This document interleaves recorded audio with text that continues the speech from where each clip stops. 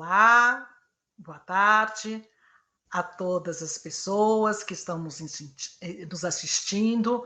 Nós tivemos mais de 2.000 inscritos e inscritas, então é um prazer muito grande receber todos e todas, professores, professoras, diretores de escola, gestores da Secretaria de Educação, alunos e alunas, os parceiros, amigos, para hoje fazermos o lançamento do nosso novo posicionamento e do nosso painel das desigualdades.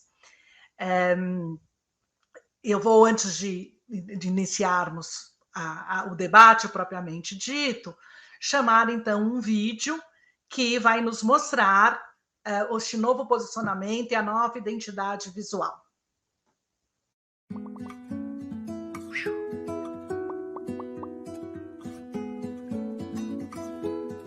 Como construir um futuro cheio de oportunidades?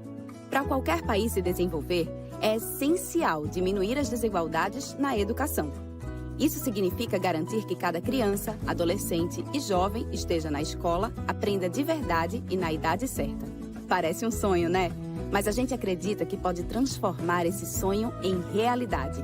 O primeiro passo é entender de onde vêm as desigualdades educacionais, ou seja, entender como acontece a exclusão da escola, quando crianças e jovens não têm condições de chegar à escola ou não conseguem permanecer nela por muito tempo.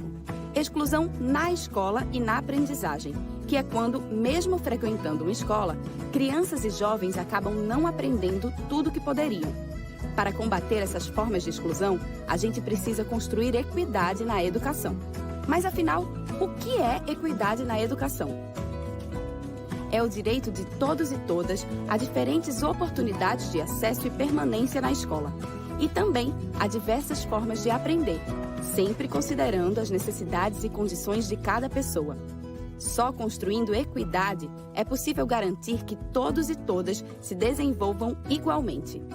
Nós, do SEMPEC, ajudamos a construir equidade e qualidade educacional para crianças, adolescentes e jovens de todo o Brasil. Reunimos pessoas que sabem muito sobre o assunto para entender a realidade das salas de aula e disseminar conhecimentos e informações relevantes. Para fazer tudo da melhor maneira, estamos sempre em diálogo com educadoras e educadores. Seguindo esse sonho há mais de 3 décadas, temos certeza, ele é possível. Mas como a gente transforma isso em realidade? Pesquisamos e avaliamos políticas públicas, programas e projetos para combater as diferentes exclusões.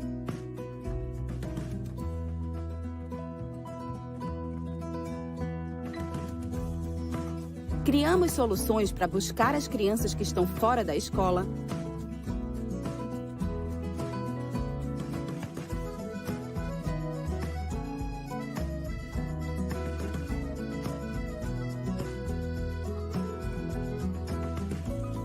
Formamos profissionais da educação para ajudar as crianças a continuar na escola, aprender na idade certa e recuperar aprendizagens para o sucesso escolar. Fomentamos parcerias entre as escolas e outros espaços educativos para que estudantes tenham acesso mais fácil a uma educação integral e inclusiva. Damos suporte para secretarias estaduais e municipais de educação na organização e aplicação dos seus currículos, formação de docentes e uso de novas tecnologias. Promovemos metodologias que ajudam estudantes a serem protagonistas do seu processo educativo e aplicarem seus conhecimentos para resolver problemas reais de um jeito criativo. Participamos do debate público, assumindo uma posição firme sobre as políticas educacionais e traduzindo teoria em aplicação prática. Além disso, a gente também conta com aliados importantes. Veja quem está com a gente. Tudo isso, somado a uma enorme vontade de construir uma sociedade melhor, garante longo alcance, alto impacto e resultados visíveis em tudo que a gente faz.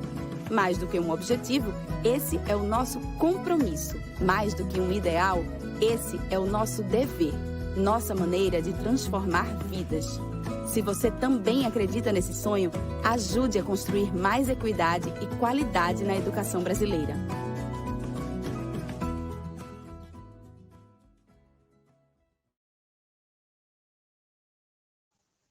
Bem, esse vídeo concretiza um longo processo que envolveu toda a nossa equipe, o conselho e também parceiros que colaboraram com as suas análises, reflexões, que hoje estão concretizadas não só no nosso posicionamento. Um dos primeiros projetos do SEMPEC foi o Raízes e Asas. E nós gostamos muito desta imagem. Nós nos identificamos muito com essa ideia de raízes e asas.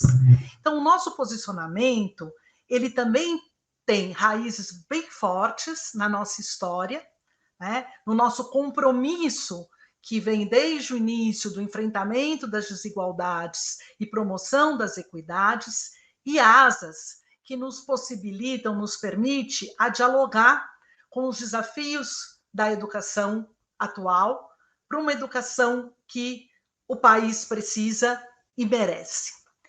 E para a gente continuar essa conversa de raízes e asas, eu vou chamar a Maria Alice Setúbal, que foi nossa fundadora, é membro do nosso conselho de administração, que sem dúvida nenhuma representa nossas raízes pelo seu papel de fundadora, mas também representa as nossas asas. A NECA está sempre nos impulsionando a olhar novos horizontes aí para frente. NECA. Oi, Lelê, super obrigada. Muito boa tarde a todas e a todos. É uma alegria enorme estar aqui, vendo esse novo posicionamento da marca do SEMPEC num painel sobre desigualdades educacionais, né? Então, vendo esse filme, pensando um pouco hoje, né, qual que seria a minha abertura aqui, passa aquele filme na cabeça e assim, uma satisfação muito grande de pensar que desde o seu marco fundador, o SEMPEC sempre trouxe a questão das desigualdades educacionais no centro do debate. Claro, naquele momento a gente não estava falando nesses termos, né, desigualdades educacionais, mas também o nosso compromisso com a educação pública de qualidade, desde o nosso primeiro dia de atuação, nunca foi um compromisso abstrato, etéreo, mas sempre foi um compromisso muito calcado na escola, né? Assim, a escola sempre foi o nosso princípio, a nossa prioridade fundamental de pensar todos os nossos projetos, todas as nossas iniciativas. Parte grande da nossa equipe veio da escola, foram diretoras, né? Especialmente no começo, trabalharam na formação de professores. Então, esse compromisso com a educação de qualidade sempre foi um compromisso pensando na escola, priorizando os professores como os principais atores desse mundo da educação e, principalmente, as escolas em territórios mais vulneráveis, né? Porque, desde o início, nós temos parcerias com a Unicef, e a Unicef sempre nos trouxe a questão dos territórios mais vulneráveis, então a gente aprendeu isso desde o começo. E também, com a Unicef, a gente também nos linkamos, nos conectamos com as políticas públicas. Desde o nosso início, a gente trabalhou com políticas municipais, né, junto com a Unicef. Então, o olhar da vulnerabilidade da escola e das políticas públicas sempre foi um olhar muito fundante. E eu sempre falo que eu acho que uma organização, o início de uma organização, os princípios fundadores trazem uma marca muito forte, né? Então, fico feliz com essa retomada. A Lelê falou do Raízes e Asas, sempre é a nossa marca. Gente, quem está há muito tempo no SEMPEC, não dá para não falar do Raízes e Asas, né? Que foi aonde a gente, enquanto instituição, a gente se lançou para o Brasil todo, né? Foi um projeto que tinha o foco na escola, naquele momento era muito inovador esse foco na escola, e por isso ele foi disseminado, e a gente andou e percorreu o Brasil inteiro, fazendo formação de professores, foi assim, muito incrível. Então, quando eu pensei no Raízes e Asas, eu também trouxe junto comigo, eu queria falar um pouco hoje, o Paulo Freire, porque o Paulo Freire integrou um dos nossos vídeos que faz parte de todo o material do Raízes e Asas. Então, naquele momento, Raízes e Asas foi lançado em 94. O Paulo Freire estava na nossa história. O Paulo Freire nós temos uma entrevista que ele fala da formação de professores. Então, assim, acho que é um orgulho muito grande ter o Paulo Freire nesse início e também, acho que foi a primeira edição do Prêmio Itaú Unicef, e a gente fez uma homenagem ao Paulo Freire, se não me engano, em 95. Então, assim, essa trajetória do SEMPEC tem também nos seus inícios o Paulo Freire como uma enorme inspiração, e hoje que a gente está comemorando, né, nesse momento, neste ano, o centenário de nascimento do Paulo Freire, eu acho que eu fico assim, super emocionada de trazer o Paulo Freire aqui hoje nesse reposicionamento da marca SEMPEC, do SEMPEC, da história do SEMPEC, porque eu acho que o Paulo Freire continua super atual, super contemporâneo, né? Paulo Freire pensava a questão do ser humano no mundo, na relação com o mundo e no encontro do diálogo. Eu acho que hoje isso, mais do que nunca, a gente precisa, né? E eu acho incrível, lindo que o Paulo Freire fala que é nesse encontro com o diferente que acontece uma ampliação de consciências. Então, acho que a gente hoje está precisando muito disso, muito de inspiração de Paulo Freire, que trazia o diferente, a pluralidade, mas não perdia a singularidade, né? Então, acho assim incrível e claro, né? Pensando o SEMPEC, uma instituição que trabalha com educação, o conhecimento, né? Paulo Freire falava que o conhecimento é ponto de partida e ponto de chegada, e ele já trazia naquele momento, em toda a sua história, toda a valorização dos diferentes saberes, né? Saberes de aprendizagem, as experiências, as memórias, os saberes dos trabalhadores e a nossa capacidade de escutar, de entender e de aprender. Ele falava, eu acho isso incrível, né? Que ele estava sempre aprendendo, né? Então, e a ampliação do conhecimento abria janelas para o mundo. E, finalmente, também não posso deixar de lembrar do Paulo Freire como ele valorizava a ação cultural e colocava a ação cultural como uma forma de libertação. Então, se hoje a gente pensa e olha tantos jovens das periferias que se formaram e que têm nos saraus, nos raps, nos slams, né, no hip hop, uma ferramenta fundamental de expressão, de construção de ser enquanto ser humano no mundo e na participação na sociedade, né? Que é isso que Paulo Freire já nos falava lá atrás. Então, assim, toda essa história do SEMPEC, que vai passar depois para muitos outros projetos, né, de letramento, projetos de aceleração, alfabetização, que foi o nosso primeiro projeto, correção de fluxo, eu acho que tantos outros, né, são projetos que possibilitaram que nós estivéssemos aqui hoje, falando com todo mundo que se inscreveu, podendo nos reposicionar enquanto marca, mas trazendo toda a nossa história, né? Hoje a gente traz essa história toda ao longo dos anos, né? Mais de 30 anos, como a gente viu no vídeo, e num momento dramático que a gente está vivendo no país hoje, né? O momento dramático porque vivemos uma crise de pandemia que ainda não terminou, que a gente espera que a gente já esteja num processo de contínua melhora, mas que essa crise de saúde ela está articulada com uma crise seríssima e dramática também, né, da economia e da política, e a gente tem hoje uma omissão do Ministério da Educação, né? Nós temos um Ministério da Educação que não elaborou políticas, que não organizou e articulou os diferentes entes federativos para poder superar essa pandemia e a gente poder se articular de uma forma para retomar. Agora, nesse semestre, várias escolas retomando, mas certamente o ano que vem, com tantos problemas tão dramáticos que a gente viveu, de retrocessos, de falta de acesso à internet. Então, eu acho que a gente chega aqui hoje, infelizmente, nessa situação e nesse contexto dramático, político, da educação brasileira pela sua falta e omissão de políticas públicas, né?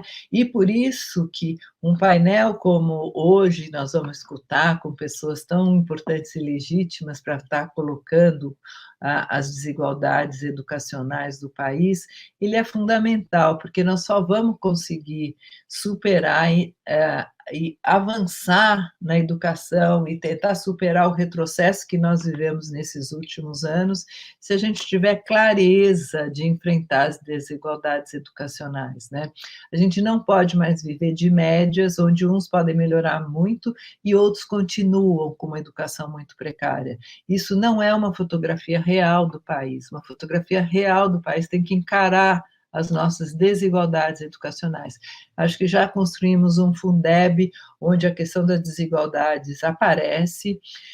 O IDEB, novo IDEB, ainda não está formatado, mas tem que ter a questão das desigualdades educacionais no centro da avaliação, para a gente poder medir e realmente ter uma fotografia, né, e poder atuar para avançar numa direção de ter maior equidade, como a gente viu no vídeo, e eu acho que isso é fundamental, e nos traz aqui hoje, SEMPEC, num papel ainda mais fundamental na educação brasileira, num papel de protagonismo junto com outras organizações da sociedade civil e com governos que possam, dos estados e dos municípios, que possam também estar com esse compromisso da equidade na educação, para que a gente possa juntos, né? Como a gente ouviu no final desse vídeo, a gente está contribuindo para construir de verdade um mundo melhor, né? Um mundo melhor, e não é uma fala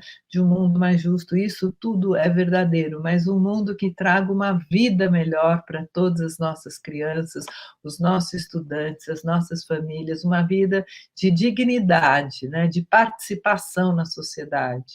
Então, é isso que a gente quer, e eu tenho certeza que o SEMPEC vai continuar protagonista nessa história. Gente, muito obrigado, uma alegria estar aqui, e eu vou chamar agora o Romualdo, que vai ser o mediador desse painel hoje. Boa tarde a todas e todos, obrigado, Neca. É um prazer estar aqui. O SEMPEC, nesse reposicionamento de marca, na verdade, dá um salto de qualidade em relação ao que fazia anteriormente. Não que deixa de fazer o que fazia, vai fazer enfatizando a questão do combate às desigualdades.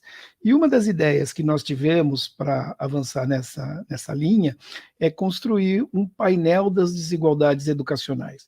A ideia, nós vamos apresentar nesse momento um painel que está no seu embrião, está na sua primeira fase. A ideia é continuarmos adensando com informações que permitam disseminar uma consciência, construir uma consciência das desigualdades existentes na educação brasileira e a necessidade delas serem enfrentadas.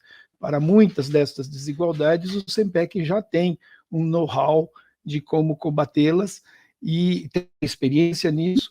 Em outras, nós vamos precisar pensar coletivamente na perspectiva de construir soluções. E é com essa ideia que nós vamos lançar esse painel. Eu vou fazer uma pequena apresentação, depois, que na verdade eu espero que seja um convite para as pessoas navegarem. Eu acho que tem a ideia é que seja bastante interativo, tenha muita descoberta a ser feita, e eu vou simplesmente pontuar como ele é constituído, e vou chamar a atenção para duas coisas que eu acho que é uma ideia força para a gente pensar o combate às desigualdades. Por favor, o próximo. O painel tem dois objetivos. O primeiro é ser operacional, ou seja, facilitar o acesso a informações disponibilizadas por agências oficiais, como o INEP, o IBGE, a OCDE, enfim, que seja um mobilizador de informações já disponíveis, de alguma maneira tratadas, que permitam uma compreensão mais ampla e que tenha, então, esse papel de disseminar a informação. Em segundo lugar, tem um papel educativo, político-pedagógico, no sentido de sensibilizar e apoiar a mobilização de famílias, estudantes, professoras e professores, gestoras e gestores educacionais, pesquisadoras e pesquisadores, e toda a sociedade no enfrentamento das desigualdades educacionais. É fato que a educação só será uma prioridade na agenda política nacional quando a sua defesa transcender os limites dos envolvidos diretamente. Quer dizer, a educação tem que ser uma prioridade nacional de toda a sociedade, não só dos que têm filho na escola ou dos que trabalham na educação. E, portanto, a ideia de democratizarmos o acesso às pautas educacionais, aos problemas educacionais, a expectativa é que venham a ajudar a esse engajamento da sociedade brasileira na defesa da educação pública, de qualidade para todos, na efetivação do direito à educação. O próximo, por favor.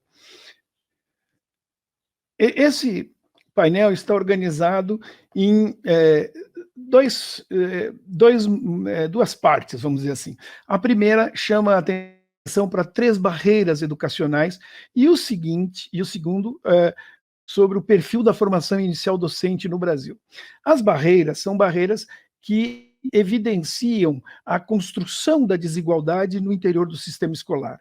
Portanto, abordam a temática da reprovação, da distorção e da série e do abandono escolar. Portanto, é possível você entrar no painel e fazer cruzamentos de distorção, seriedade, reprovação, abandono escolar para as diferentes unidades da federação, para regiões, enfim, dá um retrato da situação e com uma pequena série histórica de 2015 para cá. O próximo, por favor. Ele está organizado, permitindo a compreensão dessas barreiras, como elas se expressam pelos diferentes marcadores de desigualdade, como sexo, cor e raça declarados, localização territorial dessa população. Sobre as escolas, tem a dependência administrativa, o ciclo, etapa da educação básica e o ano série. No caso das regiões, temos as regiões, estados e localização rural e urbana.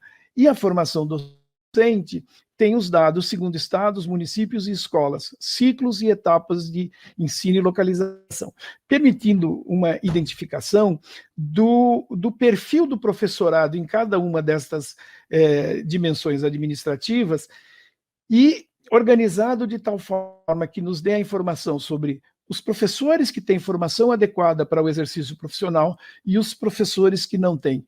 Não quer dizer necessariamente que ter um perfil de formação necessário seja suficiente para garantir uma educação de boa qualidade, mas certamente é um primeiro ponto, ou seja, a gente garantir para todas as escolas, para todas as crianças do Brasil, professores com a devida formação. E nós vamos ver que essa formação ainda não está garantida adequadamente para todos os professores em exercício no país, e a oferta desses professores com formação adequada e formação não adequada varia no território e, portanto, se soma, né, às desigualdades já existentes nos resultados, nas condições de vida e etc. O próximo, por favor. E a outra ideia que acompanha esse painel é que o SEMPEC faça um pequeno comentário em determinados dados que permita, ajude, né, a pessoa a refletir sobre o significado dessas informações e também sugerindo como eles podem ser utilizados para interpretar esses e produzir outros resultados, como, por exemplo, a variação percentual entre os anos registrados e o significado deles, e sempre possível referenciar a um ponto de referência, um ponto de comparação, que no caso a gente vai ter em todos eles a situação Brasil, né? Ou seja, você tem uma média brasileira, que é um problema, mas digamos, quem se afasta negativamente da média é uma situação mais preocupante, né? O próximo, por favor. Também estão disponíveis breves textos que contextualizem as desigualdades educacionais, e são indicadas algumas das principais políticas públicas vigentes com potencial de combater as desigualdades, ou seja, de alguma maneira, nós temos consciência no Brasil dos problemas ocasionados pelas desigualdades desigualdades, e, em alguma medida, temos tentado formular políticas que superem isso. Então, são apontadas algumas destas iniciativas. A ideia é que essa parte tenha um acompanhamento cotidiano das principais iniciativas que visem ao combate às desigualdades educacionais. O próximo, por favor. E, por fim, com essa plataforma, o SEMPEC convida todos a participar de uma comunidade de ações para o enfrentamento das desigualdades educacionais. A ideia é oferecer um repositório de projetos e iniciativas de redes, escolas e pesquisadoras e pesquisadores da educação. Lá também estão registradas as prioridades que o SEMPEC já apoia ou pretende apoiar. E, nessa medida, este painel pretende ser bastante interativo, quer dizer, nós queremos dialogar com as experiências em curso Brasil afora, num Brasil tão diverso, onde certamente nós vamos encontrar experiências muito criativas, que vale a pena a gente analisar, divulgar e difundir, na perspectiva de replicá-las, eventualmente, em outros lugares onde couberem, né? Ou seja, aqui nós temos a ideia de uma interação com o público que a gente pretende atingir com essa nova iniciativa. O próximo, por favor. Eu não vou apresentar dados aqui do que tem no painel. A ideia é que se tenha um convite, né? Quer dizer, na verdade, é um convite para que as pessoas naveguem no painel, façam cruzamentos e etc. Mas eu trouxe duas lâminas aqui só para mostrar o que nós podemos ter de informação, que tipo de preocupação a gente pode levantar a partir dessa análise de dados.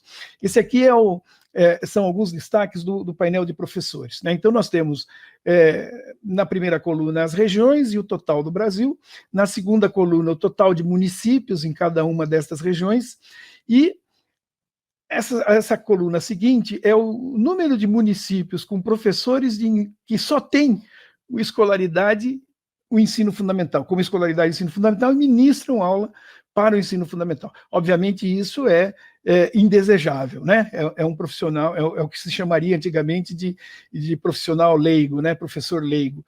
Nós temos 0,2% do território dos professores brasileiros da educação básica que tem apenas o ensino fundamental. O que nós queríamos chamar a atenção é que, se nós olharmos o número de municípios em que aparecem esses professores, nós teríamos, né, 28 na região norte, 117 na região nordeste e assim por diante, com um total de 216 municípios no Brasil, que ainda tem professores cuja formação é o ensino fundamental apenas, né?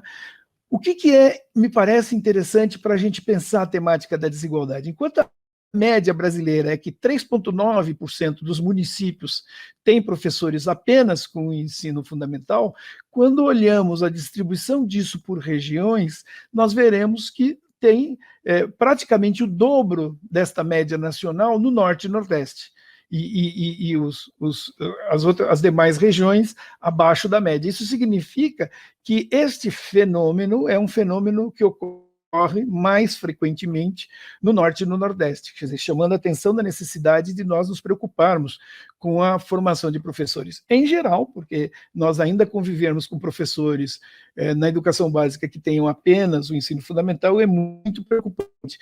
Mas, junto disso, nós temos uma desigualdade regional mais preocupante ainda. E a última coluna é do número de municípios com professores de ensino médio com escolaridade de ensino médio, ou seja, o professor só tem o ensino médio e ele dá aula para o ensino médio, que também é uma situação não desejável. E, de novo, nós vamos ter o mesmo fenômeno da desigualdade, quer dizer, 1,2% dos municípios brasileiros, ou seja, 68 municípios, têm professores do ensino médio com formação apenas de ensino médio. Quando nós olhamos essa distribuição por regiões, nós vemos que no norte e nordeste ela é maior do que no restante do país, e indicando uma outra assimetria regional bastante preocupante. Eu trouxe só uma tabelinha dos estudantes, só para mostrar o que me parece a ideia importante quando a gente está discutindo desigualdades. O próximo, por favor. Aqui eu tenho a distorção-seriedade para os anos iniciais para os anos finais, aqui temos um probleminha de construção da tabela, esses anos finais estão aqui na terceira e quarta linha, e a quinta e sexta são do ensino médio. Mas se nós pegarmos os números que estão indicados aí, pega a distorção seriedade. O que é a distorção seriedade? É o número de estudantes que está atrasado em relação ao que deveria ser da sua idade para mais de 2 anos. Ou seja, ele deveria estar na quinta série pela sua idade, ainda está na terceira ou está na segunda. Bom, o que nós temos aqui? Nós temos que o total brasileiro, nos anos iniciais, é de 12,31% de defasagem e seriedade nos anos iniciais do ensino fundamental. Nos anos finais do ensino fundamental é 26,56% e no ensino médio 29,38%.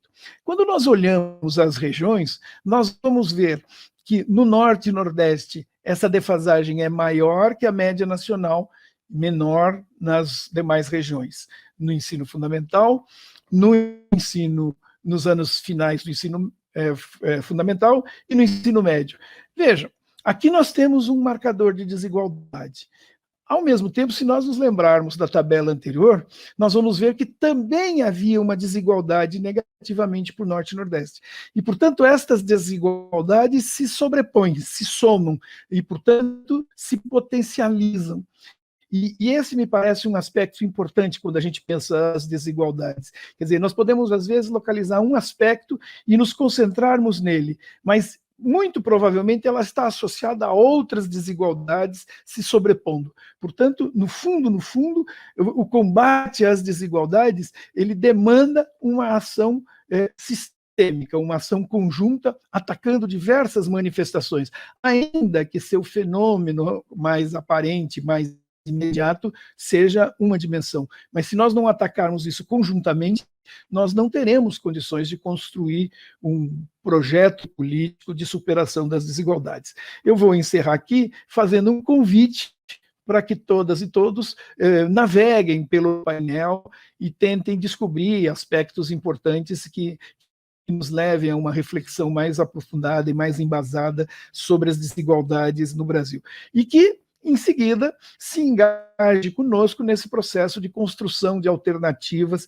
que pode se dar tanto pela formulação de alternativas quanto na participação cidadã junto aos nossos tomadores de decisão, na perspectiva de priorizar a educação como fundamental para a construção de um país mais justo. Muito obrigado. Obrigada, Romualdo. Bem, acho que o Romualdo contou para vocês, explicou e mostrou as possibilidades do nosso painel. E agora, e fez esse convite para todos e todas navegarem e conhecerem. Então, só para aumentar essa vontade, né, de navegar e conhecer, eu vou rapidamente apresentar para vocês a carinha do nosso painel, como é que ele está, tá bom? Então, estamos aqui, só um minutinho aqui que é pronto, é o painel das desigualdades educacionais, né? Então, nós temos uma apresentação, né? E vocês podem procurar e começar pela permanência, pelos resultados de permanência escolar em diferentes contextos ou pela formação inicial docente no Brasil, né? Então, aqui vamos... Ou então também podem navegar pelos grandes temas, que são o que são as desigualdades educacionais, o contexto histórico, as políticas públicas para combater as desigualdades e a comunidade de ações para a equidade, que o Romualdo acabou de fazer o convite para vocês. Então, rapidamente, olha, podemos escolher aqui qual a barreira educacional que vocês querem navegar. Escolhemos uma barreira, por exemplo, reprovação.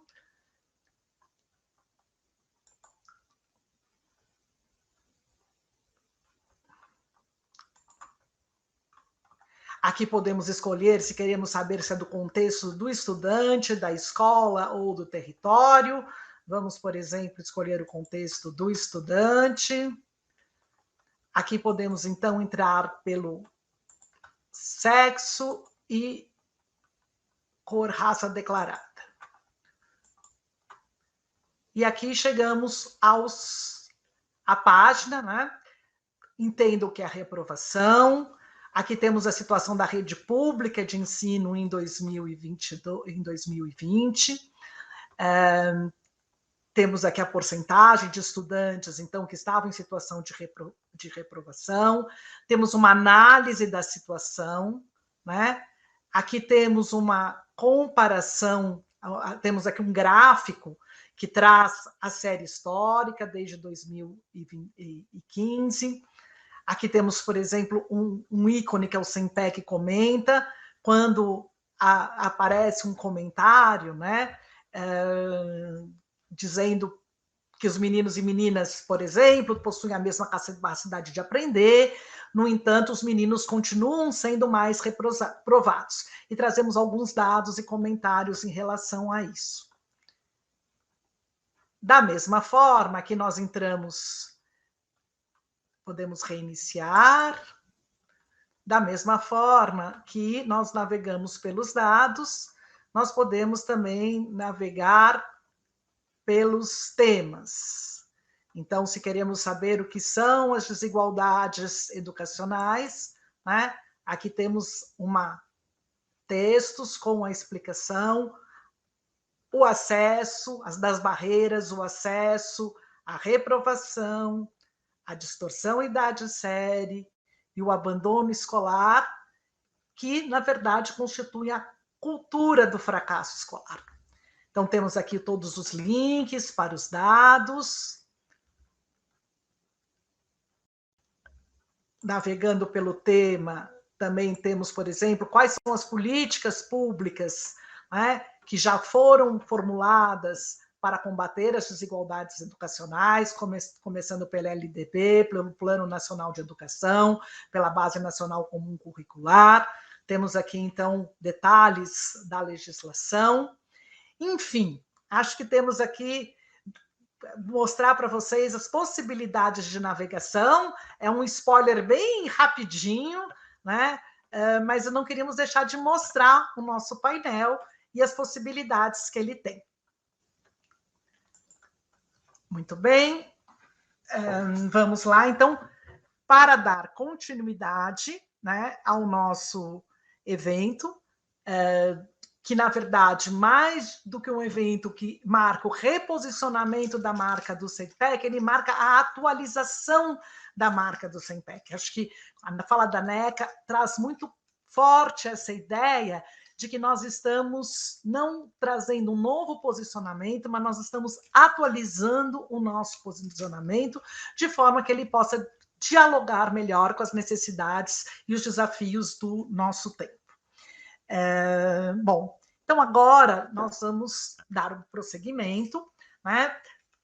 E trazendo para o debate dois convidados. E são dois convidados bastante especiais, né? Pela trajetória dos dois na educação, por toda a contribuição que ele e ela deram ao longo de suas vidas na educação, e também são bastante significativos. Então, nós vamos receber a professora Petronília Gonçalves e Silva, que é professora da Universidade Federal do Rio Grande do Sul, especialista em educação em relações étnico-raciais. Neste momento que nós estamos falando de enfrentamento das desigualdades educacionais, é imperativo conversar, pensar, refletir e enfrentar as questões étnico-raciais. Então, acho que a contribuição da Petronília nessa direção é bastante significativa. E a Petronília, hoje em dia, é professora da universidade, é pesquisadora, mas a Petronília, durante muitos anos, foi professora da educação básica, foi coordenadora pedagógica da educação básica, trabalhou na Secretaria de Educação, portanto, tem uma identificação e um conhecimento muito grande de, como a gente diz, do chão da escola, não é, Petronília? Acho que ninguém melhor para ela, para nos dizer, para nos ajudar a pensar no enfrentamento da desigualdade, qual é o papel desses diferentes atores, dos professores, dos diretores de escola, dos gestores da secretaria, né? qual é a formação necessária desses profissionais para isso e quais as condições de trabalho que eles precisam para poder efetivamente realizar esse trabalho. No que diz respeito ao papel de educadores, professores, diretores, técnicos das secretarias e demais pessoas que trabalham na escola, no que diz respeito à educação das relações étnico-raciais, antes de mais nada, há que conhecer e buscar compreender como a nossa sociedade se organiza, assim como as razões históricas que a levam a se organizar com critérios de superioridade e inferioridade. Tal organização cria preconceitos a respeito de populações empobrecidas, de indígenas, de afrodescendentes, e com base em tais preconceitos se difundem opiniões, comportamentos e também expectativas negativas em relação a essas pessoas. O ambiente escolar pode ser ambiente privilegiado para combater estas distorções, combater ideias preconcebidas, favorecer, incentivar, valorizar a diversidade étnico-racial, cultural, que constitui e enriquece a nação. Não é tarefa fácil desconstruir ideias difundidas há séculos com o objetivo de garantir privilégios para alguns. Há, pois, que combater privilégios, preconceitos, comportamentos agressivos, palavras depreciativas, olhares nada acolhedores. Educação para a convivência respeitosa, para aprender a trocar ideias, informações, negociar objetivos, posições, projetos de sociedade em que todas as pessoas se sintam incluídas e participantes. Eu vou chamar, então, o professor Renato Janine Ribeiro para poder compartilhar a sua fala conosco. Olá, professor Renato. Como vai? O Renato Janine Ribeiro, né, dispensa apresentações. Um grande prazer, espero que vocês estejam escutando, tá? O som está correto? Está correto. Que bom. Então, Renato, é um prazer tê-lo aqui, né, na condição de professor, ex-ministro de Educação, e hoje, sobretudo, no momento em que a ciência está sendo tão atacada e desvalorizada, como presidente da Sociedade Brasileira para o Progresso da Ciência. Então, por toda a sua trajetória e por tudo que você representa nesse momento para a educação brasileira, é uma honra tê-lo aqui conosco.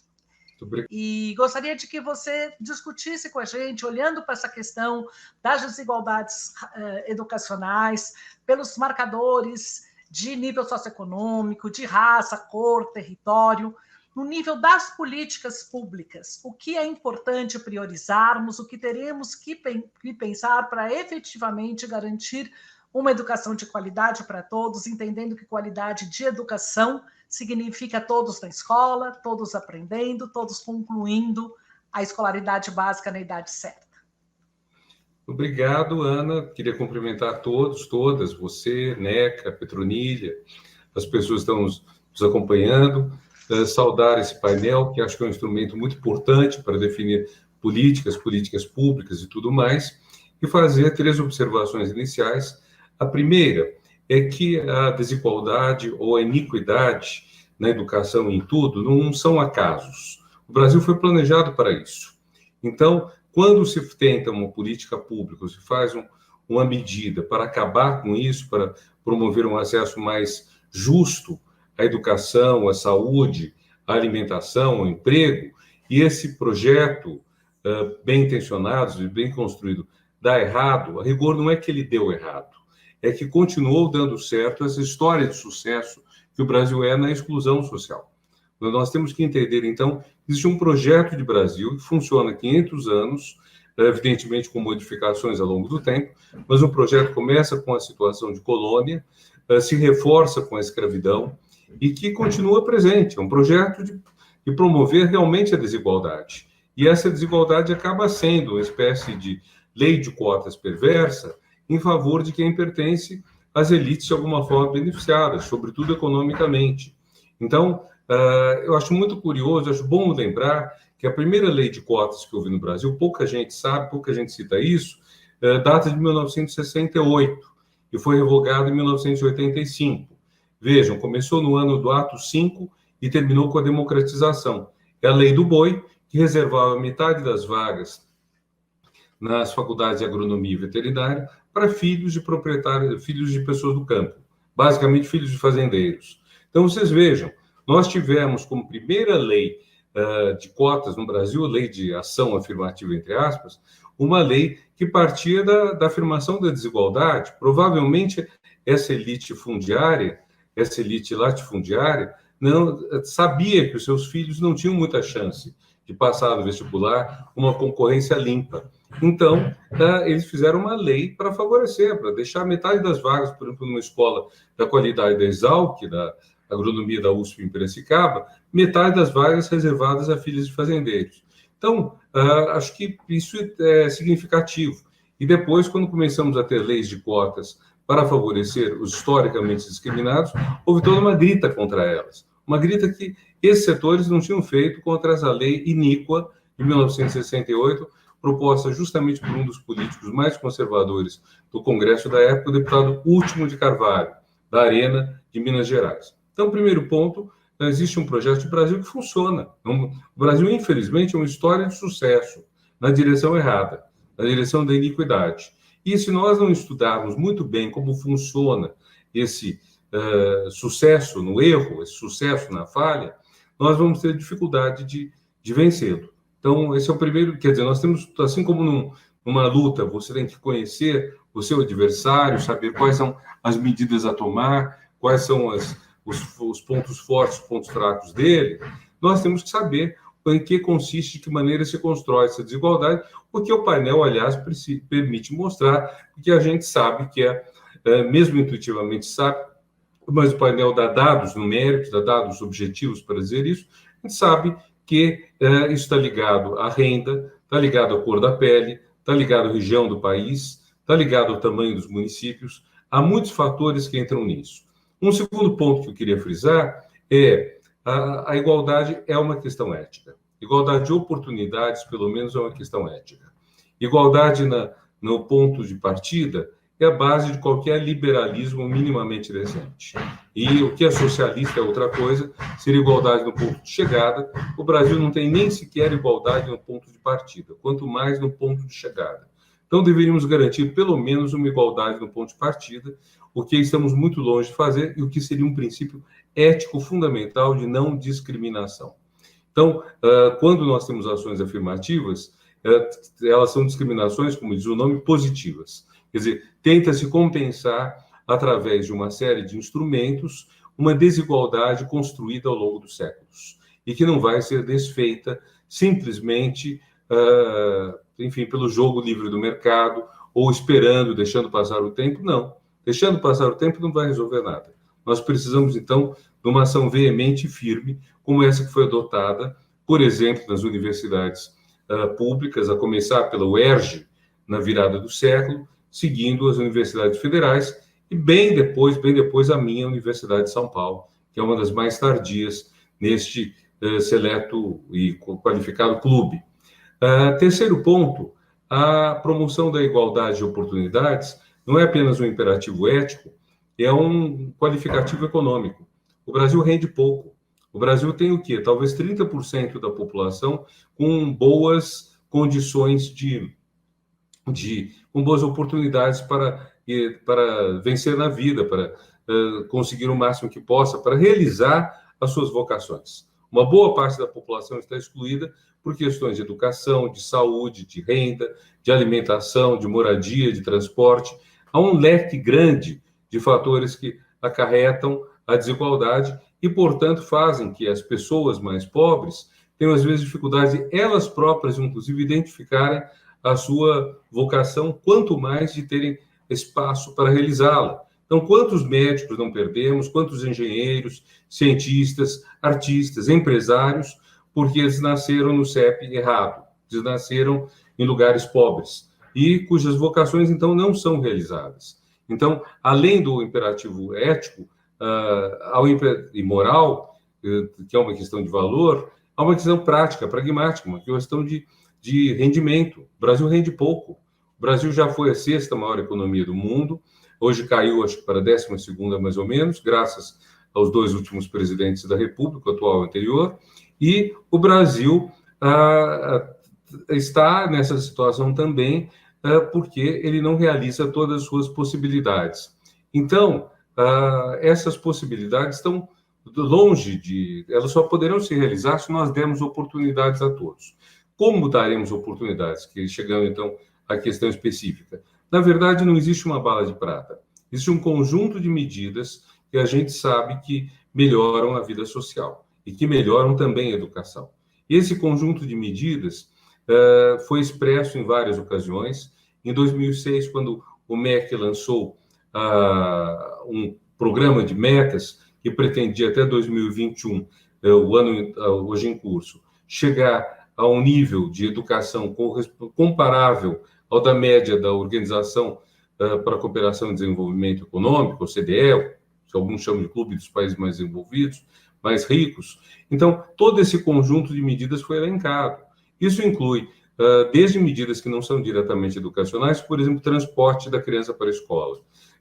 Pensem no que é uma criança de uma escola da zona rural, que eventualmente se levanta às 4 da manhã, anda 3 horas para chegar à escola, onde tem aula numa sala junto com alunos de 7 a 11 anos, alunos estão do primeiro ao último ano do Fundamental 1, mesmo professor, professora, dando aula para todas essas várias séries ao mesmo tempo, e que não se alimenta, e que depois se alimenta mal, e depois volta, às vezes, sob sol a pico, essa criança que andou 3 horas na escuridão, depois anda 3 horas com sol a pico para voltar a casa.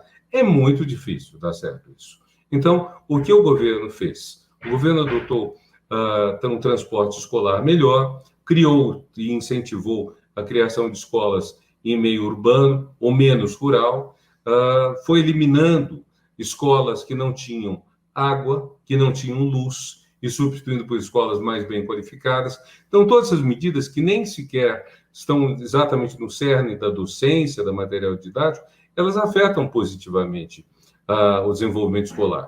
Então, no primeiro momento, acho que essas medidas adotadas em 2006, segundo o Plano Nacional de Educação, 2014, um elenco muito ambicioso, de 250 e poucas medidas, importantes para melhorar a educação, das quais muito poucas foram realmente levadas adiante. Eu, como ministro, fui quem deflagrou o processo de construção da Base Nacional Curricular Comum, mas muitas das medidas simplesmente não tiveram continuidade. Isso é muito complicado, isso é muito grave, muito, muito, muito sério, a gente ter esse problema todo. E um terceiro ponto, eu queria observar, quando eu estava no Ministério, o presidente do INEP me trouxe o resultado da Avaliação Nacional de Alfabetização, e é muito interessante quando se examina, aliás, não era a ANA, especificamente no caso, era os estudos do IDEB e do Enem. E o que eles mostravam, à medida que você cruzava a evolução histórica, você podia notar que havia medidas que tinham um efeito pequeno, talvez subiram um ponto, numa escala de centenas de pontos, mas que se essas medidas subiam um ponto num ano, ao longo de vários anos de escolaridade obrigatória, ao longo de 14 anos de escolaridade obrigatória, você, por exemplo, vou dar um exemplo de memória, né? Você ter um professor que dá aula numa escola só, em vez de dar aula em várias escolas, melhora um pouquinho a qualidade do aprendizado do aluno. Digamos, melhora um ponto sobre 500 ou sobre 1000. Só que isso, em 14 anos, dá 14 pontos, fazendo uma continha bem tosca. Se você tiver um professor que dá aula na matéria em que ele está formado e não em outras matérias, isso também melhora um ponto. E você vai juntando esses vários pontos, de grão em grão se chega ao 1 milhão. Então, há um conjunto de boas práticas que a gente sabe que são efetivas. Algumas de natureza, internamente, a docência, como essas. O professor está bem formado, o professor dá aula no componente curricular em que ele se graduou, o professor não precisar ir a várias escolas para completar o seu salário. Há outras medidas que são externas, inclusive, a isso. E, em função disso, eu elaborei no MEC um projeto que, infelizmente, não teve continuidade com a minha saída, que era atendendo a um princípio também do Plano Nacional de Educação, de qualificação dos diretores de escolas públicas. Nossa meta era fazer um curso online, que não seria caro, e justamente porque estavam faltando recursos na época, em 2015, mal sabíamos em que buraco o Brasil ia se meter depois, mas, enfim, já estavam faltando recursos.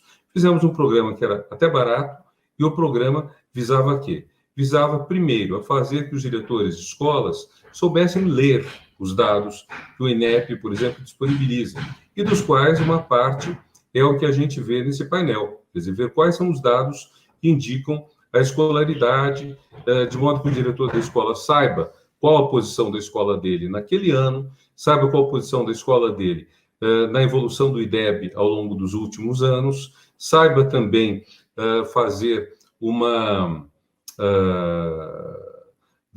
comparar sua escola com escolas de indicador socioeconômico comparável, ou de número de alunos comparável, ou de cidades em IDH comparável, enfim, fazer o diretor, em primeiro lugar, saber ou fazer bem o diagnóstico da sua escola, porque nós temos um conjunto de dados fantástico e nem sempre o principal gestor, que no caso seria o diretor da escola, o secretário municipal de educação ou sua equipe, nem sempre eles sabem como lidar com esses indicadores. Ou seja, é como se nós tivéssemos um médico que não sabe usar o termômetro, desculpem a comparação um tanto banal. E o segundo ponto que eu queria era justamente que esse curso online culminasse numa relação de boas práticas, elencando as dezenas de boas práticas, entre elas algumas que eu citei, que fazem melhorar o aprendizado. Então, creio que isso está bem no espírito do que vocês estão apresentando. Eu acho que esse painel é absolutamente fabuloso, é muito útil para nós todos e eu acho que é muito positivo.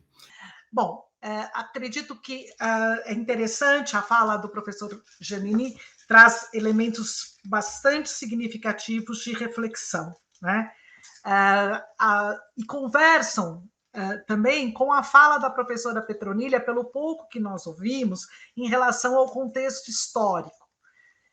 Realmente, olharmos para a história, para o contexto histórico, é fundamental para entendermos as desigualdades educacionais.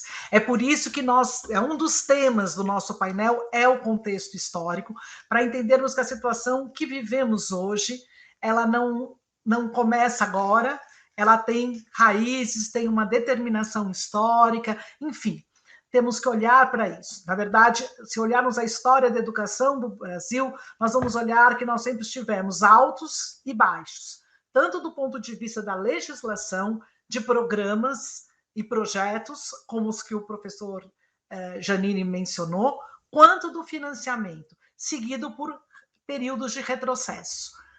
Períodos mais democráticos, mais republicanos, trouxeram avanços, seguidos, e infelizmente na nossa história, eles foram seguidos de governos mais autoritários, menos democráticos, que trazem retrocessos. Com isso, nós não avançamos o suficiente para chegarmos próximo de outros países, mesmo da América do Sul.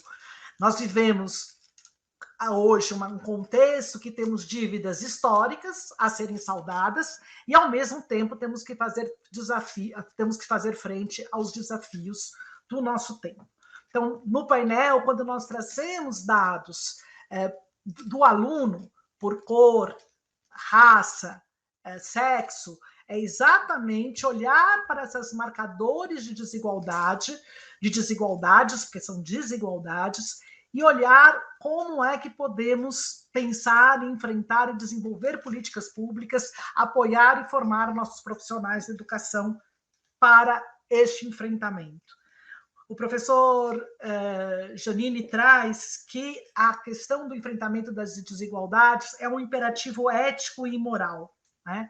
Mas ele também é uma questão econômica, e isso é fundamental. É por isso que temos que pensar que as condições de oferta são importantes. Nós começamos com a questão da formação inicial dos professores, mas nós pretendemos aumentar e trazer outras condições. O esforço docente, como foi mencionado pelo professor, a questão de políticas de transporte, de merenda, enfim, os dados disponíveis para que nós possamos pensar também nas condições de oferta. E condições de oferta, gosto de frisar, e é fundamental, significam condições de trabalho para o professor. Nós temos aqui professores de diferentes estados nos vendo e nos ouvindo, né? É muito bom para nós olhar e saber que tem das regiões Nordeste, Norte, Sul, vários estados estão aqui presentes, e então sabemos do esforço diário dos professores, dos diretores da escola, dos técnicos da secretaria, nesse período de pandemia, mas sabemos também o quanto eles precisam do apoio, o quanto eles precisam de políticas públicas e o quanto as condições de trabalho dos professores, e condições de trabalho nós entendemos que significa formação, mas significa também plano de carreira, significa salário, significa material didático de apoio, enfim, significa uma escola com infraestrutura adequada, né? Então, todas essas questões, a condição de oferta, são muito importantes de serem consideradas. Então, é interessante, que eu queria frisar, eu falei das regiões, mas nós temos aqui participantes do Rio Grande do Norte, do Rio de Janeiro, de São Paulo, do Maranhão, do Rio Grande do Sul, do Ceará, de Minas Gerais e da Bahia. Bem, para continuarmos a nossa conversa, né, nós vamos trazer as vozes de outros atores que são muito importantes, que são nossos parceiros e que certamente vão nos ajudar a ampliar a nossa reflexão e a troca de ideias.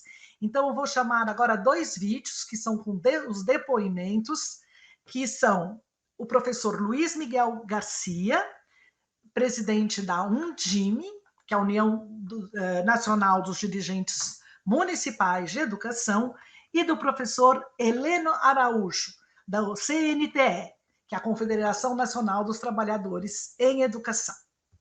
Vamos soltar os 2 vídeos.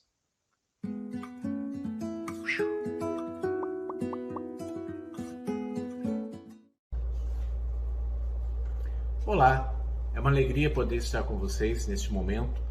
Quero parabenizar ao SEMPEC pela construção do infográfico que permite olhar para os dados, olhar para a informação, para a realidade da nossa rede, sobretudo da rede pública de educação, e olharmos sobre o viés da busca pela equidade, por um trabalho que possibilite, de fato, termos na educação uma forma, um meio, um instrumento de transformação para o melhor da vida de cada um. Já tínhamos problemas antes da pandemia, neste momento ele se torna ainda mais forte, porque este tempo de pandemia aprofundou ainda mais as diferenças, as desigualdades. Nós já tínhamos os alunos fora da escola, nós tínhamos alunos que estavam na escola, mas não tinham o suporte necessário, e agora nós também tivemos os excluídos digitalmente, que traz aí um processo de desigualdade ainda maior neste retorno às atividades presenciais. É muito importante que todo trabalho que seja feito no sentido de promoção da equidade, ele seja construído no âmbito de garantia da educação com qualidade social, que é, inclusive, uma missão da Undime, a defesa da educação com qualidade social. Bom, primeiro que a educação com qualidade, ela já precisa ser para todos, senão ela é privilégio de alguns. E quando nós falamos da qualidade social, nós temos esse desafio de ter a coragem de construir políticas que possam ajudar quem mais precisa ser ajudado. Garantir a todos o atendimento, a qualidade, mas ter instrumentos que possam ajudar mais a quem mais precisa de ajuda. Ou seja, aos alunos mais vulneráveis, aos estudantes que estão muitas vezes em famílias que não conseguem ter a percepção da educação, do papel da educação como transformadora na vida, as possibilidades que ela abre e ampliação de horizontes que tem, ou até mesmo aquelas crianças que nem estão em família, que tem ali um âmbito do que lhe é chamado de família, que é totalmente desestruturado e depende ainda mais da instituição escola para que possa desenvolver-se. É muito comum quando nas escolas as famílias são chamadas por conta de algum problema, alguma questão relacionada ao aluno, e aí percebe-se que o aluno é talvez a parte mais consciente, né, e equilibrada e estável daquela família. Ora, isso já é um resultado da escola. Então, já é um momento que tem que dar os parabéns a todos os profissionais de educação que já conseguiram, naquela criança, promover, e nós precisamos continuar promovendo ações. Nesse momento, é fundamental que nós pensemos num processo profundo de busca ativa escolar. Não dá para aceitar o aumento da distância das crianças para a escola, sobretudo nessa volta. Há dados da Unicef que falávamos em 1 milhão de alunos fora da escola e temos mais de 5 milhões que não foram atingidos pela educação neste período, sem falar nas defasagens que o processo naturalmente trouxe a todos os alunos. Outra questão muito importante é que sejam construídos programas complementares, programas que possam fazer o atendimento deste aluno. Primeiro, um processo de acolhimento, né, nesses momentos iniciais de retomada, de reorganização da vida, a valorização dos aspectos socioemocionais, mas, sobretudo, a coragem de construirmos programas que busquem atividades complementares e, se possível, que todo esforço seja feito para que crianças possam ser atendidas, as mais vulneráveis, em período integral. Não só com tempo integral, mas período integral, que a escola possa, se não em 2021, mas em 2022, acolher o maior número possível de estudantes em período integral, que cheguem pela manhã, que façam as suas refeições, que tenham a sua aula, a sua orientação, seu acompanhamento, né, nos 2 períodos, avançando o máximo possível. Essa é uma forma, sim, de estender a mão e fazer mais por quem mais precisa e promover a equidade, sem deixar de fazer muito por todos.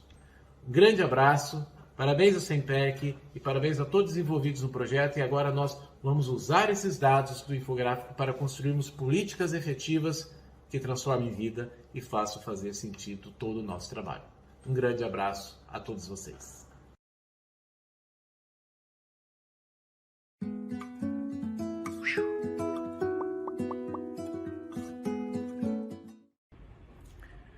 Olá, todas as pessoas que lutam contra as desigualdades educacionais, sociais que existem em nosso país.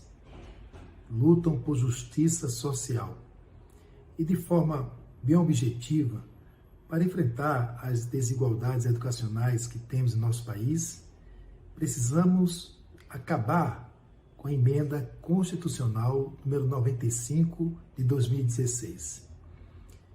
Ela precisa ser revogada, porque enquanto ela existir, estiver em vigor, evitando que se façam novos investimentos em educação, o Plano Nacional de Educação 2014 e 2024, que foi aprovado, não será aplicado. É preciso também alterar as metas número 4, 7 e 19 do Plano Nacional de Educação, na perspectiva de comprometer o Estado com o dever da inclusão escolar, do atendimento a todas as pessoas nesse país. Trabalhar a perspectiva da qualidade da educação numa avaliação diagnóstica, levantando a situação real de cada escola, de cada sistema. Porque enquanto tiver uma política na concepção de capital humano, de gerenciamento, de ranqueamento, de bônus e premiação, nós não vamos combater as desigualdades educacionais. E direcionar a meta 19 para uma verdadeira gestão democrática, porque reconstruir a escola, garantir a igualdade educacional em nosso país, exige a participação social, o envolvimento da população, conselhos deliberativos e compartilhados entre governo e sociedade, a gestão democrática da escola, a realização das conferências de educação deliberativa são os instrumentos necessários para definir os rumos das políticas educacionais em nosso país. Então, de forma objetiva, esses são os objetos e as estratégias necessárias para combatermos as desigualdades educacionais ainda existentes num país que vai completar 200 anos de independência. Bem, e para complementar, vou chamar um vídeo de dois importantes profissionais da educação, né? A Sueli Carneiro, do GLE10, incansável lutadora nas questões étnicos raciais, e o André Lázaro, que também, à frente da Secretaria da Diversidade Cultural do MEC, trabalhou tanto para uma educação mais equitativa, uma educação que enfrentasse as desigualdades. Então, vou pedir para o pessoal trazer o vídeo da Sueli e do André Lázaro.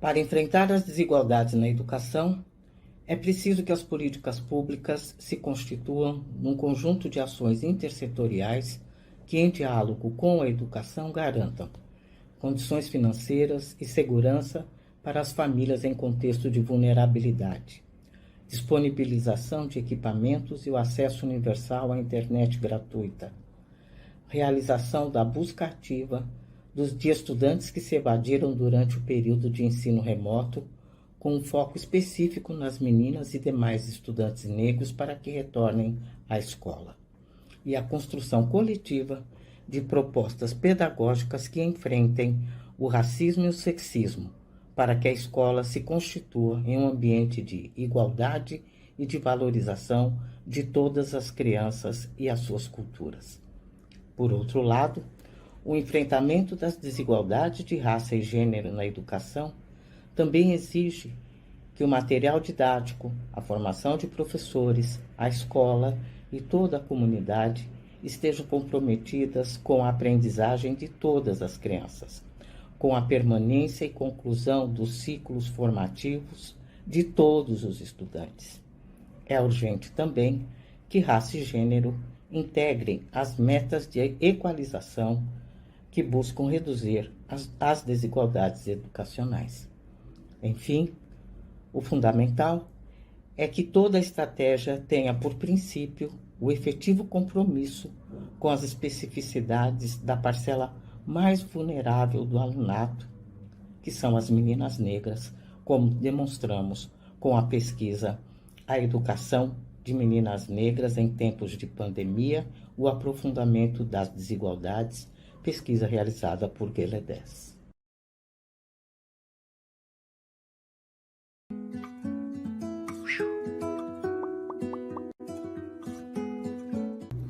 São muitas as desigualdades que estruturam e desestruturam a sociedade brasileira. Desigualdades sociais, econômicas, culturais e políticas. E, infelizmente, às vezes, a educação torna-se mais um fator que reproduz e amplia as desigualdades. Portanto, para enfrentar essas desigualdades, é primeiro reconhecê-las como uma injustiça que penaliza as pessoas, retira direitos, impõe dominação, subtrai futuros e liberdade das pessoas. Em segundo lugar, é preciso reconhecer a diversidade da vida humana, a diversidade da cultura brasileira e entender que não é impondo padrões únicos que vamos garantir que haja igualdade. A igualdade é atender à singularidade das pessoas, seus trajetos, suas esperanças, suas expectativas, seus sonhos e seus desejos. A educação tem um papel fundamental no reconhecimento e na valorização da diversidade, para construir uma nação que tenha uma visão de igualdade ampla, diversa, rica e adequada àquilo que estamos vivendo. A educação pode fazer isso e deve fazer isso.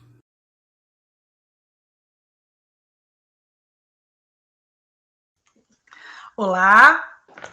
Bem, Agora nós vamos voltar. Infelizmente, a professora Petronília não estará conosco, mas o professor Renato Giannini Ribeiro está para responder as perguntas, né, que vêm da plateia. Então, a equipe está selecionando algumas perguntas e, infelizmente, nós não vamos conseguir responder todas agora. Mas como nós estamos falando de um painel que está em construção, certamente as perguntas feitas nos ajudarão a abrir novas sessões, a pensar em mais contribuições para entrarmos para ampliarmos os painéis, né?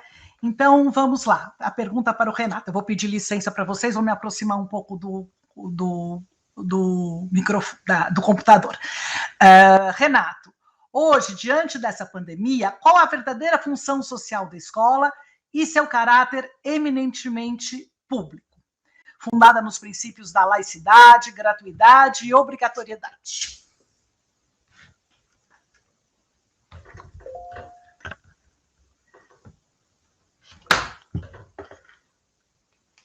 Acho que o seu microfone está... Agora desculpe, a força do hábito. Eu acho que a pergunta já tem, de certa forma, resposta, porque a função social da escola está estreitamente ligada a esses pontos. Primeiro, vamos dizer o ponto público. Bom, vamos pegar cada um dos pontos que ele trabalhou, na verdade. Laicidade. Eu lembro quando Emmanuel Macron tomou a posse na presidência da República da França, e ele usou duas palavras só no meio de tudo, falou laïcité républicaine. Laicidade republicana. Para os franceses, isso equivale a um livro inteiro. Quer dizer o quê? Quer dizer, primeiro, o princípio da separação da igreja do Estado. O Estado não tem religião. Segundo, nem dá suporte à religião, nem faz discriminação em função de religião, de ateísmo, de agnosticismo, ninguém é discriminado. Segundo ponto, o Estado é leigo também em relação a toda particularidade. Quer dizer, o Estado, mesmo que seja dirigido por um partido político devidamente eleito em eleições limpas e livres, como sucedem na França, em países europeus, como já tivemos no Brasil no passado, mesmo nessa situação, o Estado tem que estar separado das agendas partidárias. Ele não pode confundir isso com as agendas partidárias. As agendas partidárias são separadas das estatais porque elas... o partido sempre é, como diz a palavra, partido. Ele não é público, não abrange o bem comum. Digamos, coisa pública, res pública, república, bem comum são quase sinônimos. E o Estado está desse lado. Então, ele não pode ser tomado simplesmente, aparelhado por um partido, tomado por um grupo, seja de religião, seja de posição política. Embora seja legítimo um partido eleger-se, governar, mas quando governa, governa para todos. Eles não podem governar só para o grupo que o elegeu. Que mais? Gratuidade é muito importante, porque ela permite estabelecer o acesso dos mais pobres a uma educação de qualidade. Agora, eu só queria dizer que na pergunta do Antônio Castro, acho que faltou algo para completar a ideia de público. E acho que esse é o ponto. O que faltou?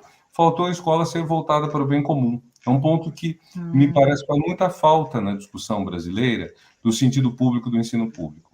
Vejo, sobretudo, na universidade. Na universidade, quando se defende o ensino público, sempre se agrega e gratuito, e a maior parte das pessoas acaba achando que o caráter público da universidade se esgota na gratuidade dela. Quando não é, a gratuidade é um aspecto importante, tem muitas razões, poderia me detalhar longamente por que é bom ter o ensino público gratuito, antes de mais nada, porque é um excelente negócio para a sociedade. Quer dizer, o resultado da educação é tão positivo, ele melhora tanto a vida social, a própria economia, que vale a pena você não cobrar do aluno. Vale a pena você investir no desenvolvimento das pessoas. Mas, além disso, há um aspecto que às vezes falta, que é que as pessoas têm que ser, de alguma forma, educadas para terem uma responsabilidade social, uma responsabilidade em relação ao público, que às vezes falta. É comum você ter na própria universidade pública pessoas que fazem um curso bom na USP, na Unesp, na Unifesp, na Unicamp, nas boas universidades federais e estaduais, fazem um bom ensino público e depois privatizam o diploma. Quer dizer, depois elas pensam simplesmente como eu vou ganhar mais dinheiro, o máximo de dinheiro que eu puder, escolhendo a opção na medicina, na engenharia, na advocacia, no que seja, que me renda mais, sem ter nenhuma responsabilidade em relação à sociedade. E esse me parece um ponto que faz falta na nossa educação. Eu creio que nós, penso mais lá no caso específico da universidade, mas não apenas da universidade, também no ensino público, nós deveríamos enfatizar mais esse aspecto altamente ético, que é o da responsabilidade social de todos por todos. Ou, se quiserem, o belíssimo ditado moçambicano, que diz que precisa de uma aldeia para criar uma criança. Quer dizer, você não cria uma criança só com os pais, ou só com o professor, ou só com o babá, ou só com quem está próximo. Criança é criada também pelas pessoas com quem interagiu na rua, pessoas de quem ela comprou um sorvete, a pessoa que a ajudou a atravessar a rua, eventualmente, se ela está sem o pai, sem a mãe, a pessoa que eventualmente lhe colocou um limite numa hora que ela fez algo errado. Então, tudo isso, todas essas interações sociais nos criam. Então, nós temos uma responsabilidade em relação à sociedade. Nós não podemos privatizar nossas vidas, é o que eu quero dizer. Porque nossas vidas têm uma dimensão social. Acho que esse é o ponto, talvez. Há mais perguntas, parece, Ana? Eu não estou te ouvindo. Força do hábito, como você disse. Tem uma pergunta da professora Ana Maria, do Rio de Janeiro, sobre quais são as políticas públicas mais eficientes para combater as desigualdades, mas eu acho que essa você já respondeu. Então, vou trazer aqui uma pergunta do Renato, do Maranhão, né? E ele pergunta quais são as ações mais exitosas para a prevenção do abandono e da evasão escolar. Né? E também pergunta qual o papel do professor para superar as desigualdades educacionais. Mas acredito que essa questão da prevenção do abandono e da evasão escolar, no atual contexto, é bem importante de ser discutida, não? Na verdade, essa pergunta que tem muitas respostas, é um teste de múltiplas escolhas. Você tem muitas razões para o abandono e evasão, e elas podem variar conforme o aluno, conforme o local, conforme o meio social. Você pode ter evasão porque a pessoa é forçada a trabalhar cedo, antes da data, inclusive, legal de trabalho. Você pode ter evasão porque é muito difícil ir até a escola. Pode ter evasão porque o ensino não está sendo adequado para fidelizar o aluno. Então, são muitos fatores que entram. Como eu disse antes, quando eu falei, exemplifiquei os fatores que melhoram a educação. Quando eu disse pode valer 1 ponto por ano, numa escala que vai até 1000. É muito pouco, 1 por 1000, mas 1 em 14 anos, muitos uns em 14 anos, eles fazem uma diferença. Então, da mesma forma que você tem vários fatores que podem contribuir para melhorar a educação, a escolaridade e tudo, você pode também ter vários fatores que militam para fazer com que o aluno deixe a escola. E isso é uma lástima, né? Que nós temos que ver todos esses aspectos. Vocês vejam, há algumas medidas que foram tomadas que não são diretamente vinculadas à educação, como, por exemplo, a própria qualidade da merenda escolar, que no governo Lula foi associada à agricultura familiar. Isso é muito importante, né? Quer dizer, isso traz uma qualidade de alimentação melhor. Então, com isso, você consegue também garantir um desenvolvimento, um crescimento físico e mental melhor. Pensem num fato que me parece crucial, que é que nós tínhamos, em 2014, 1/4 das crianças em creches. A meta do PNE era chegar até 50% até 2024, visível que não vamos chegar, né? A não sei que haja uma mudança muito radical em 2023, 2024, mas a sinapse se forma em boa parte nessa fase muito inicial da vida.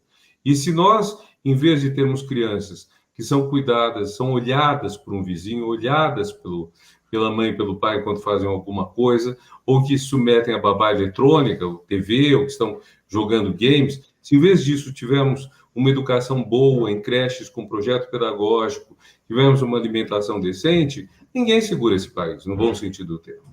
E é isso que nós temos que fazer, nesse sentido que nós temos que crescer, me parece.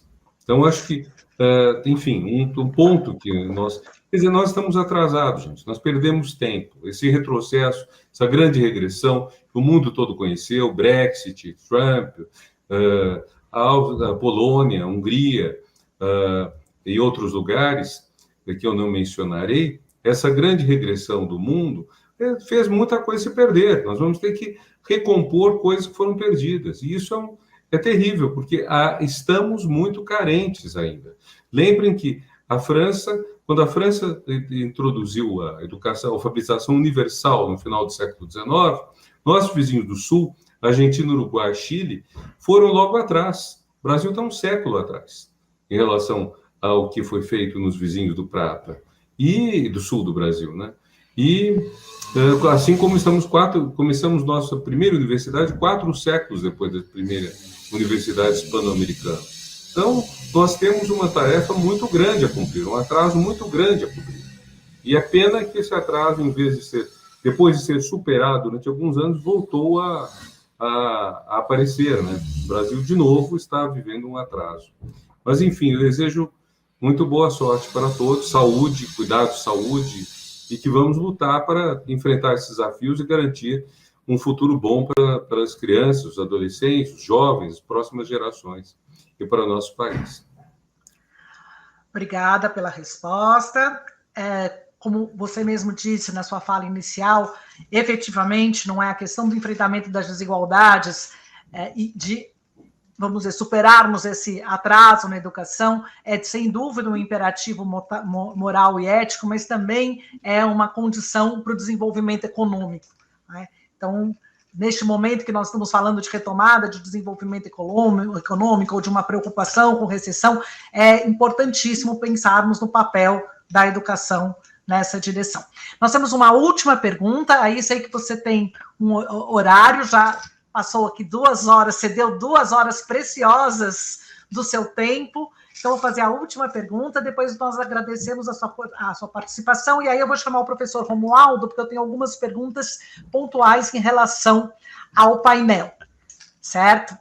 Então, a última pergunta é como as organizações da sociedade civil, aquelas que trabalham com educação, podem ser incentivadas a fazer parte desse processo, no seu papel de enfrentamento das desigualdades educacionais no país? Eu penso que essas organizações já têm uma participação nisso, quer dizer, acho que o SEMPEC é particularmente do meu agrado, até porque vocês associam educação e cultura, que me parece é uma coisa que tem muito efeito. Agora, é claro que uma das grandes dificuldades que eu senti quando estava no MEC é que entre os players, entre os atores que militam na educação, às vezes há desentendimentos. E então é preciso estar constantemente fazendo acordos entre eles, aproximando, e há uma preocupação grande, sobretudo, dos professores em serem passados para trás. Os professores, seus sindicatos, suas representações, se sentem, às vezes, diminuídos, porque as condições de trabalho não são boas, a profissão não é atrativa, e certas iniciativas de melhorar a educação, às vezes, são interpretadas ou até sugerem que o professor não seria o principal ator, o principal protagonista de melhorar a educação. Não tem como, gente. Não tem como ter educação boa sem professor bom. Não tem. Então, ter professor bom quer dizer professor bem formado, bem remunerado. Uma coisa que sempre me impressiona, Ana, Neca, é o seguinte, é ver que as crianças passam o quê? Pela lei, 14 anos, vamos dizer, 14 anos de obrigatoriedade, crianças e adolescentes passam tendo várias horas por dia, 200 dias por ano, na frente de professores. E, no entanto, esses adultos não são ideais para elas. Se fossem ideais para elas, elas pensariam, provavelmente, em ser professor como uma das opções de carreira. E a gente ouve que todas as pesquisas que são feitas com crianças e adolescentes indicam que elas não querem ser professoras. É um pouco como um filho que não admira o pai, entendeu? É muito duro isso, é muito triste esse fato.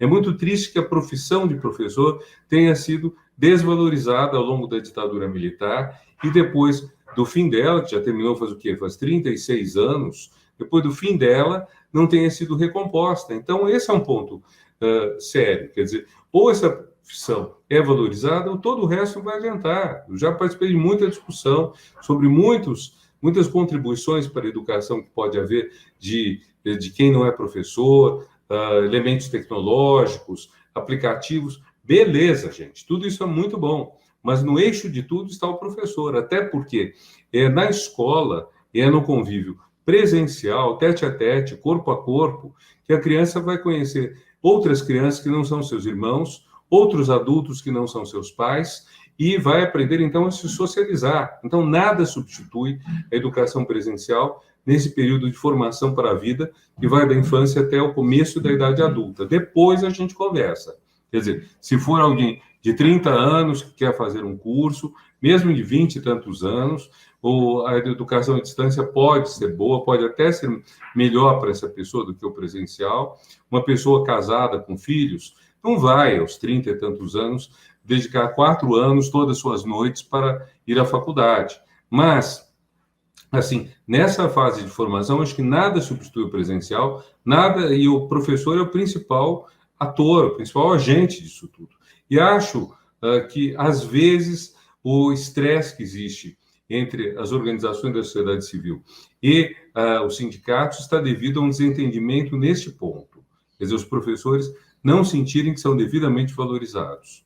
Então, esse é o meu apelo, que realmente haja um entendimento, todos temos a mesma meta, então, que haja essa valorização. Sem dúvida. A valorização dos professores, da carreira docente, sempre foi um dos posicionamentos, né, uma bandeira do SEMPEC, até porque nós somos uma organização de professores. Eu, durante muitos anos... O SEMPEC, não tenho dúvida, eu estava falando de outro. Eu sei. Eu mesma fui professora, né? Trabalhei por mais de 15 anos como professora de educação básica e tenho muito orgulho, né, da minha condição de professora, assim como a maioria da nossa equipe técnica e mesmo do nosso conselho. Então, nós temos essa profunda identificação e uma preocupação. Eu compartilho da sua preocupação, eu sei bem qual é, Renato, de que muitas vezes o professor acaba deixando de ser valorizado ou acaba sendo concebido como alguém que vai aplicar protocolos, vai usar tecnologia e não como um intelectual, como um profissional, na verdade, né? Mas acredito que isso, a pandemia, eu não gosto de pensar que a pandemia pode ter trazido coisas boas, mas todos os acontecimentos na vida têm algumas coisas que a gente pode olhar. Eu acho que a pandemia resgatou o papel do professor, né? E a importância do professor, porque nós vimos que, infelizmente, não conseguimos garantir a aprendizagem dos nossos alunos, mesmo aqueles que tiveram acesso à mais sofisticada das tecnologias. Sem dúvida nenhuma, nós também no SEMPEC apoiamos as tecnologias, usamos as tecnologias educacionais, mas a mediação do professor é fundamental. Nenhuma tecnologia existe ou cumpre sozinha o seu papel de ensinar se não for a mediação dos professores. E essa valorização, principalmente para os pais que viram a grande dificuldade que é, né, ensinar seus filhos, porque não são profissionais, não foram formados para isso. Então, temos aí uma conversa bem importante, porque enquanto não valorizarmos os professores, não teremos educação de qualidade para todos. Bom, professor Renato Giannini Ribeiro, agradeço muitíssimo, mais uma vez, a sua contribuição. É muito bom tê-lo mais uma vez conosco, numa parceria já de tantos anos. E continuamos a nossa conversa em outras ocasiões. Muito obrigado, foi um grande prazer estar com vocês e continue em frente, que é um belíssimo trabalho de vocês. Muito sucesso. Continuamos. Lelê, Neca, todas. Muito obrigada. Bem, para continuar, antes de nós chamarmos o professor Romualdo Portela, que vai fazer alguns esclarecimentos sobre o vídeo, sobre o painel, nós vamos atrasar, né, devido aos nossos desafios, mais 10 minutinhos, mas em 10 minutos nós terminamos. Eu vou chamar 3 vídeos, né, para continuarmos a refletir sobre a questão das desigualdades educacionais. E esses 3 vídeos que eu vou chamar, eles são bem interessantes, porque são pessoas que falam de lugares bastante diferentes. Eu vou chamar o professor Ivan Siqueira, do Conselho Nacional de Educação, a Rosana Barroso, que é presidente da UBS, que é a União dos Estudantes Secundaristas, e o Ricardo Henriques, que é superintendente do Instituto Unibanco. Vamos lá.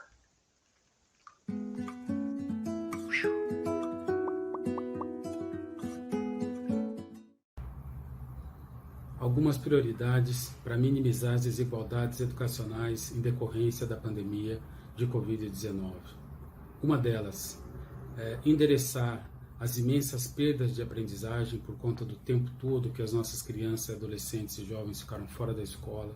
Nós precisamos acelerar o aprendizado digital para que os nossos jovens se conectem aos modos de aprender relativos ao século XXI, às tecnologias e tudo que concerne a esse respeito. E precisamos também motivá-los, sobretudo os jovens do ensino médio, para que não abandonem precocemente os seus estudos. Como que a gente pode, que estratégias adotar para efetivamente ter maior alcance dessas prioridades? Precisamos de apoio tecnológico, precisamos oferecer internet com qualidade para que eles tenham acesso, eles e elas. Precisamos de apoio pedagógico às professoras, aos professores, para que saibam como lidar nesse contexto, no aprofundamento dos saberes tecnológicos e também as questões emocionais, de como lidar com essa situação, com essa gravidade, motivar os estudantes, fazer melhores usos das tecnologias, otimizar o seu trabalho, o seu rendimento, as questões avaliativas e, ao mesmo tempo, também apoiar os gestores para que a governança, de um modo geral, ela esteja para otimizar e ajudar aquela finalidade que é a educação, que é exatamente promover condições de desenvolvimento pleno e inserção no mundo do trabalho, que são os dois colorários da Constituição e da nossa LDB. Então, eu saúdo o SEMPEC por mais essa iniciativa e por esse trabalho de buscar um país para todos e para todas. Um grande abraço, eu sou Ivan Siqueira.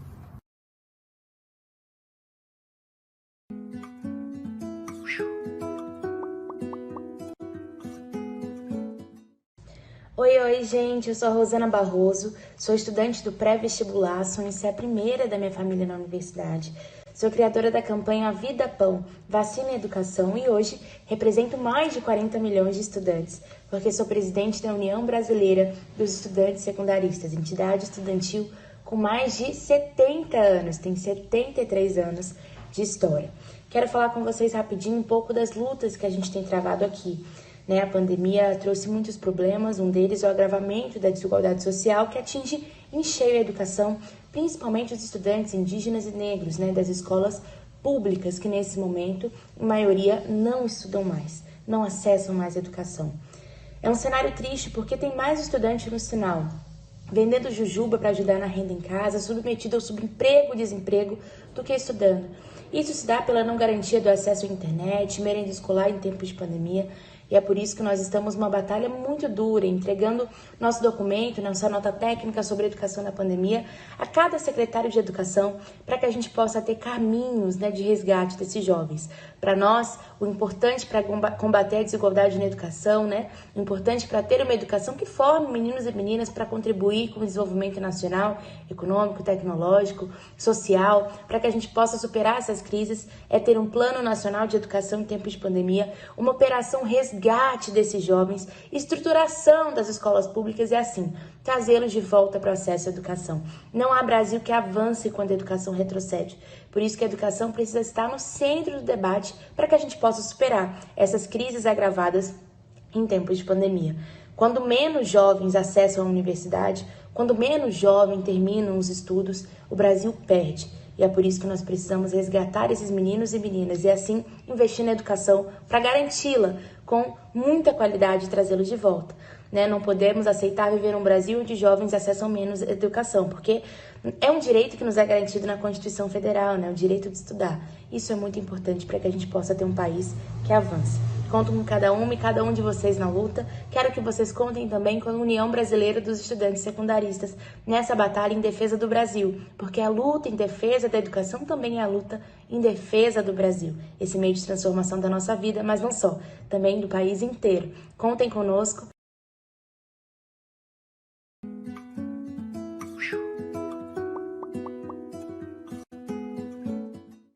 A agenda de políticas públicas para enfrentar a desigualdade na educação é bastante ampla.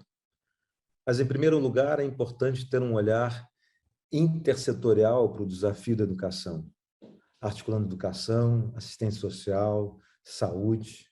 E, sem dúvida, o período da pandemia nos tornou isso ainda mais visível, porque precisamos integrar políticas que estejam adequadas às situações de altíssima vulnerabilidade no Brasil. Portanto, que tem a ver com segurança alimentar, que garantam qualidade de vida na escola, que tenham voltado seus olhares para a conectividade na escola e na família, que tenham capacidade de usar o espaço escolar como referência para as agendas de assistência à saúde e outros desafios sociais. Mas, além disso, é absolutamente fundamental ter um diagnóstico estruturado das redes de ensino e escola a escola, capaz de identificar com sensibilidade, a partir de escutas fortes e atentas e diagnósticos estruturados em torno das avaliações diagnósticas, das avaliações somativas e de outros repertórios que podemos mobilizar, um diagnóstico seja capaz de identificar quais são os mais vulneráveis em cada escola, em cada sala de aula, quais são seus perfis, entender as posições dos jovens negros periféricos, dos quilombolas, dos indígenas, portanto, um olhar integrado e global de identificação das condições de vulnerabilidade, escola a escola e sala de aula. É fundamental uma estratégia de gestão da rede como um todo, passando pelas suas regionais, uma estratégia de gestão coerente, integrada e coordenada, que seja capaz de estruturar as práticas de ensino a serviço de uma gestão pedagógica vocacionada para garantir excelência com equidade. Tempo dedicado das professoras e dos professores para o planejamento e, simultaneamente, para um cotidiano de práticas na sala de aula que sejam voltadas para atenção dedicada aos mais vulneráveis. O entendimento de que uma educação de qualidade para todos passa pela essa combinação de ser de qualidade e ser simultaneamente para todos, solicita um olhar e uma prática focada nos mais vulneráveis que faça com que todos se movam positivamente ao longo do processo de ensino-aprendizagem, mas com maior dedicação a esses vulneráveis.